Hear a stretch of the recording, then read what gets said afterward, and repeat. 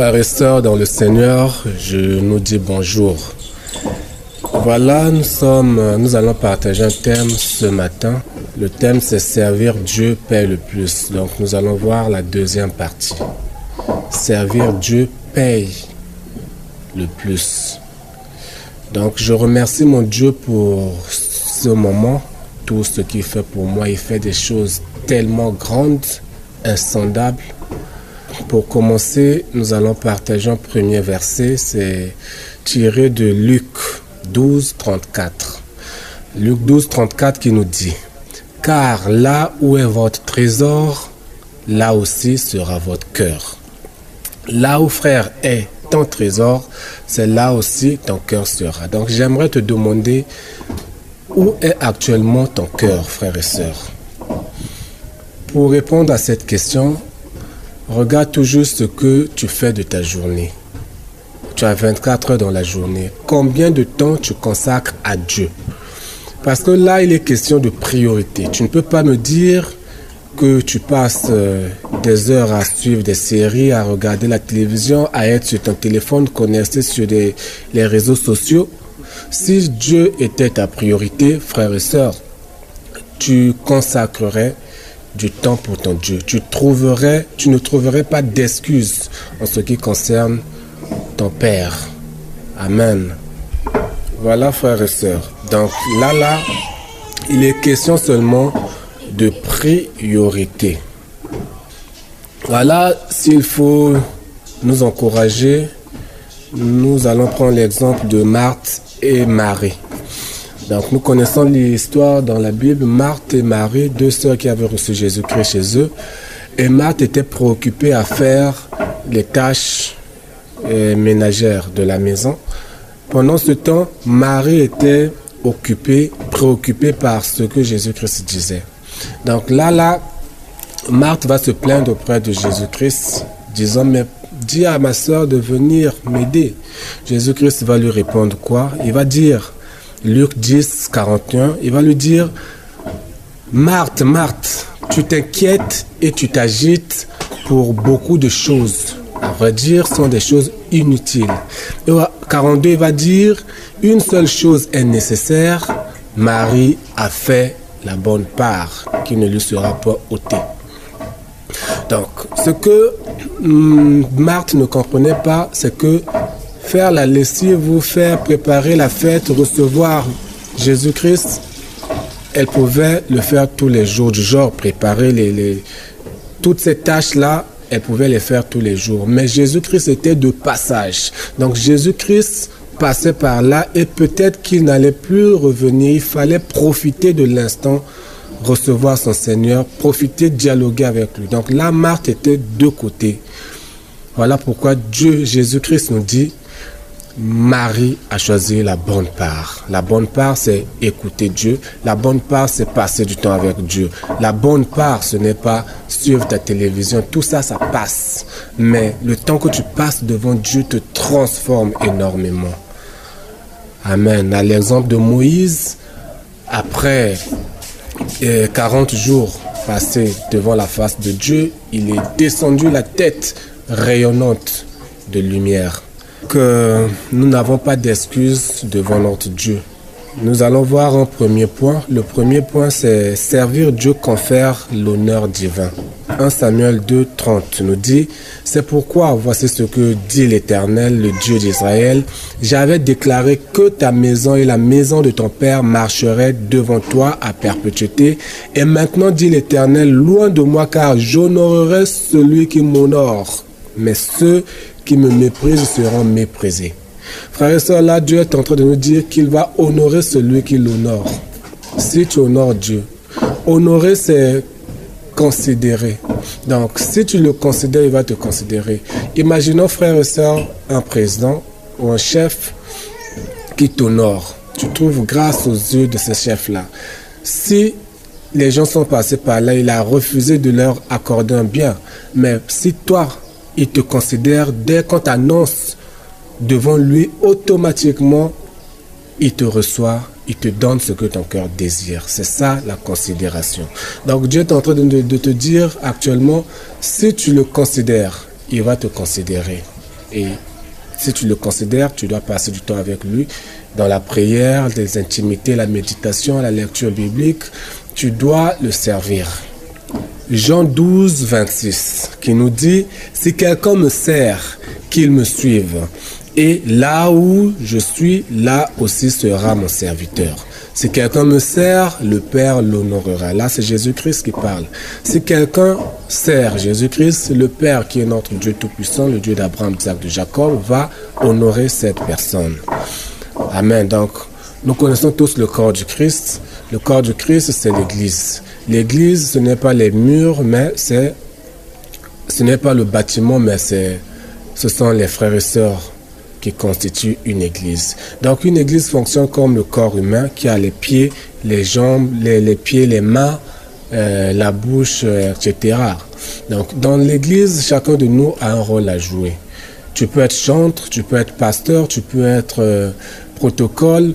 Tu dois être utile à ton Dieu. C'est tout ça, servir ton Dieu.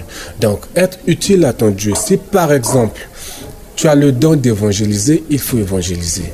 Mais l'évangélisation, Jésus-Christ nous dit dans Matthieu 28, allez faire de toutes les nations les disciples. Et c'est une mission. Donc, même si tu n'as pas ce talent, tu dois t'efforcer à ramener les âmes à Christ, frères et sœurs. C'est en le faisant qu'on ne va pas handicaper. En le faisant, on ne pourra pas handicaper le corps du Christ. Parce que quand les frères partent et que toi, tu ne pars pas, le corps ne fonctionne pas correctement. C'est comme si ta bouche te demandait à manger et la main refusait d'emmener la nourriture dans la bouche. Voilà, frères et sœurs. On va voir le deuxième point. Le deuxième point, c'est servir Dieu nous donne un salaire. Servir Dieu nous permet d'être payés par Dieu. On va voir Jean 4, 36. Jean 4, 36 nous dit « Celui qui moissonne reçoit un salaire et amasse des fruits pour la vie éternelle, afin que celui qui sème et celui qui moissonne se réjouissent ensemble. » Donc là, la Bible nous parle d'un salaire. Celui qui moissonne reçoit un salaire. Amen. Mais pour avoir un salaire, frères et sœurs, il faut d'abord moissonner. Et pour moissonner, il faut d'abord semer. Donc moissonner, c'est récolter. Mais qu'est-ce que tu peux moissonner si tu n'as pas semé? Donc ici, semer, c'est semer la parole de Dieu dans les cœurs des frères et sœurs qui sont encore dans le monde. Frères et sœurs, je tiens à t'encourager. Quand tu sèmes, quand tu sors et que tu partages la foi, tu parles de Jésus-Christ à quelqu'un, si tu arrives à gagner ce frère à Christ, la Bible te dit, tu as un salaire. Et le salaire, non seulement tu as la vie éternelle, mais sur la terre, tu as une bonne vie. Tu ne manqueras de rien. Souvenons-nous de Jacques 5, 20 qui nous dit, qu'il sache que celui qui ramène un pécheur de la voie et s'était égaré sauvera une âme de la mort et couvrira une multitude de péchés. Donc, la Bible nous dit, comme salaire, non seulement on a la vie éternelle, on a une bonne vie sur la terre, mais tu couvriras une multitude de tes fautes. Donc tes fautes, Dieu ne te les retiendra pas. Amen. Parce que tu as sauvé une âme de la mort. Donc lisons aussi Luc 10, 2, qui nous dit, il leur dit, la moisson est grande, mais il y a peu d'ouvriers. Priez donc le maître de la moisson d'envoyer des ouvriers dans sa moisson. Ici, le verset nous parle d'un maître. Le maître, c'est Jésus-Christ. L'ouvrier, c'est toi et moi, mon frère. Nous devons travailler pour Jésus-Christ. Et la moisson, c'est le monde. Et ces frères-là qui vivent dans le monde, qui ne connaissent pas encore Jésus-Christ. Amen. Nous allons voir notre troisième point. C'est l'avant-dernier point. Servir Dieu garantit une protection divine. On va lire Luc 10, 19. Je lis au nom du Seigneur. Voici, je vous ai donné le pouvoir de marcher sur les serpents, les scorpions et sur toute la puissance de l'ennemi. Et rien ne pourra vous nuire. Amen. On nous dit, je vous ai donné le pouvoir de marcher sur tout. Et rien ne pourra vous nuire, frères et sœurs. Facile à dire. Facile à dire. Mais imaginons que tu es dans ta chambre, tu es dans ta chambre, un démon sort ou un esprit te sort dans la chambre. Tu vas faire quoi? Dieu a dit rien ne pourra te nuire. Ou bien tu es sur une route, tu vois un démon ou un diable sortir de devant toi. Tu fais quoi? Tu vas paniquer. Rappelle-toi frères et sœurs, de David. David n'a pas paniqué devant Goliath. Quand tu paniques déjà, c'est fini pour toi.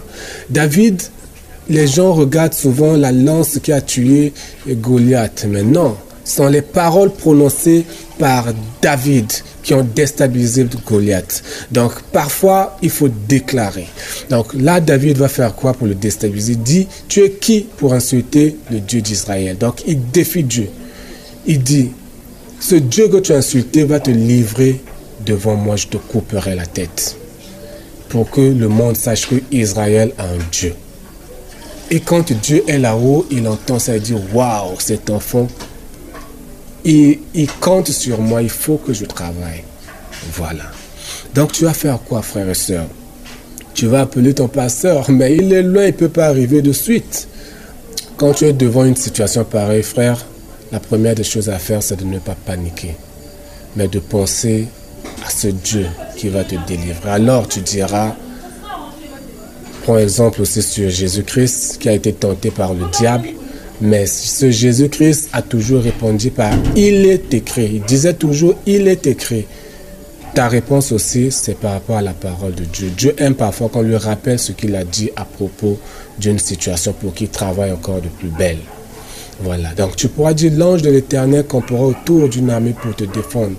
Que 1000 temps à ma droite, 10 000 à ma gauche, je ne serai jamais atteint. Tu peux t'adresser à ce démon qui sort devant toi dans ta chambre sur une route. Tu lui dis, la Bible nous déclare qu'au nom de Jésus-Christ, tout genou fléchit au ciel, sur la terre et sous la terre. Donc toi, tu es qui, diable? Actuellement, tu te trouves sur la terre. Tu es obligé de fléchir tes genoux devant ce nom de Jésus-Christ. Alors dégage de ma route. Entre toi et moi, c'est les ténèbres et la lumière. Je suis de la lumière, je dissipe déjà tes ténèbres. Dès que tu as sorti une parole biblique, le diable il va te fuir automatiquement. Oui, Dieu nous dit, résistez au diable, il fuira loin de vous. Mais il faut encore peser ces paroles. Il faut avoir la foi. La foi, c'est cette parole que tu prononces, tu l'as prononcée sans douter. Tu es sûr que ça va s'accomplir. C'est en ce moment que ça s'accomplit. Parce que quand Dieu dit, tu déplaceras des montagnes par la foi, eh bien, il parle de ces problèmes-là, il parle des démons, il ne parle pas d'une vraie montagne. Donc, quand tu dis, il faut croire, le problème c'est croire. Donc, ce qui fait une différence entre le pasteur et toi, frère et sœur, c'est le fait que tu sois bébé spirituel et que le pasteur soit homme déjà mature. Parce que quand tu reçois Jésus-Christ, tu es baptisé du feu et du Saint-Esprit. Et Romains 19, si tu confesses de ta bouche le Seigneur Jésus-Christ, si tu crois dans ton cœur que Dieu l'a ressuscité d'entre les morts, tu es sauvé. Quand tu le confesses publiquement, tu le reconnais publiquement, tu reçois le baptême du Saint-Esprit et du feu. Mais reste à recevoir le baptême par immersion, le baptême d'eau. Oui. Le baptême d'eau, quand tu es plongé dans l'eau, tu es mort avec Jésus-Christ sur la croix. Quand tu sors de l'eau, tu es ressuscité avec Jésus-Christ. Donc tu sors là, tous tes péchés restent dans l'eau, tu es pardonné, tu mènes une nouvelle vie. Donc le baptême d'eau, c'est pour t'emmener à une nouvelle vie. Voilà, frères et sœurs. Mais quand tu sors de ce baptême-là, tu deviens un bébé spirituel. Désirez comme les enfants nouveau-nés, le lait spirituel est pur afin que vous puissiez croître. Donc un enfant a besoin du lait pour croître. Mais toi, en tant que bébé, pour devenir fort comme ton pasteur, c'est pas en une journée, c'est pas en un an peut-être, non. Mais c'est en lisant, c'est en servant l'Éternel, c'est en passant plus de temps avec Dieu que tu vas réussir à être au niveau de ton pasteur et à parler avec autorité et à voir cette foi. Oui, cette foi à déplacer les montagnes automatiquement sans douter. C'est le fruit d'un travail. Donc, pour finir, notre quatrième point, c'est servir l'Éternel nous garantit une bonne vieillesse. Genèse 25:8 nous dit, Abraham expira et mourut après une heureuse vieillesse, âgé et rassasié de jours, et il fut recueilli auprès de son peuple. Nous connaissons bien l'histoire d'Abraham, le père de la foi qui a servi toute sa vie l'Éternel. Donc, Abraham qui sert l'Éternel, la Bible dit, si tu le sers, tu auras une heureuse vieillesse. Nous regardons dans ce monde avec ces phénomènes du banditisme, là, nous pouvons remarquer que les bandits ne mettent pas du temps sur la terre. Oui, mais servir l'Éternel te garantit longue vie. Regardez aussi l'exemple de Moïse. La Bible nous dit, à 80 ans, Moïse était encore vaillant. Il n'avait pas perdu ses facultés. Physiquement, il était fort et très puissant. Amen. Donc, en somme, c'était le thème « Servir Dieu paye le plus », frères et sœurs. Nous pouvons résumer que nous avons vu 4 points. Servir Dieu donne l'honneur et de la considération devant son Dieu, nous donne un salaire. Servir Dieu nous donne la vie éternelle. Servir Dieu couvre toutes nos fautes et servir Dieu assure notre protection et garantit notre longévité. Soyez bénis frères et sœurs, c'était le frère Marcelo Aina, disciple de Jésus-Christ.